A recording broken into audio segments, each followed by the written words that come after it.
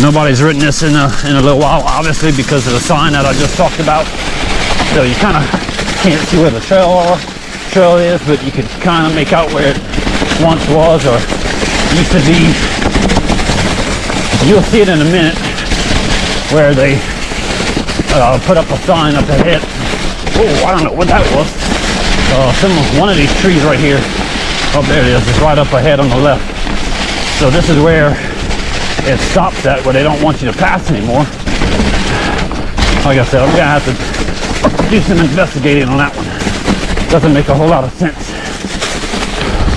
why we could just not come on this trail anymore.